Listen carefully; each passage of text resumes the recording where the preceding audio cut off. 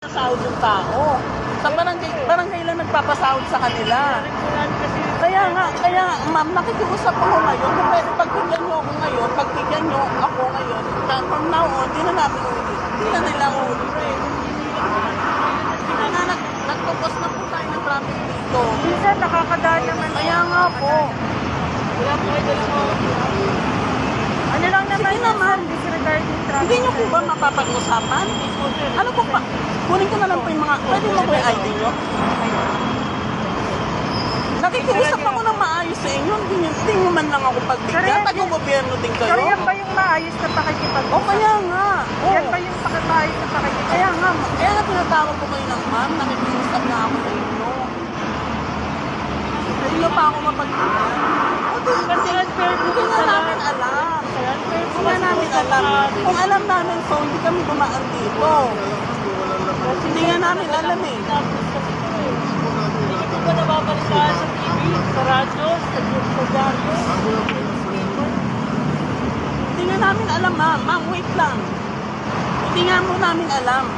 Sansya na po, sir, kasi yung memo ko, last year pa po yan, sir. Parang ano kayo, hindi ko alam kung parang date ko nasa private. Hindi man lang kayo sa kapwa niyo gobyerno. Ilang taon na pala sa servisyo? 5 taon, sir. Di mas nauna ako sa inyo. Ano pa na siya? Kaya nga nakikiusap ako, ma'am. Nakikiusap ako, ma'am. Tatanong kayo, saan po ba kayo? Ano pangalan mo, sir? Ano pangalan mo, sir? Saan ka Okay, po? kung kukunin pangalan ko. Ito, sir. Nakikiusap nga ako ng maayos. Sabi nga, kinukuha mo yung ID namin kasi daw hindi Picturean mo, sir. Ano pangalan? Nakikiusap na ako ng maayos sa inyo. Kung pwede sana pagbigyan. Kung pwede lang po sana pagbigyan ako, ma'am. Ito, sir, yung ID ko. Magkano ano yan? Magkano babayaran ng tao? Po, sir, sa mas habang naninikat kami, bawal mo kami magsabi ng any amount. Habang naninikat kami, sir, hindi mo kami Kasi barangay lang nagpapasahod sa tao. habang naninikat kasi kami, sir, hindi kami allowed magsabi ng Nakakaawa naman yung tao. Kunti lang sinasahod ng tao, ma'am. Ganito na lang, sir. Kung concern mo sa kanya, Concern lang ako. tulungan mo na lang siya pagbayad ko.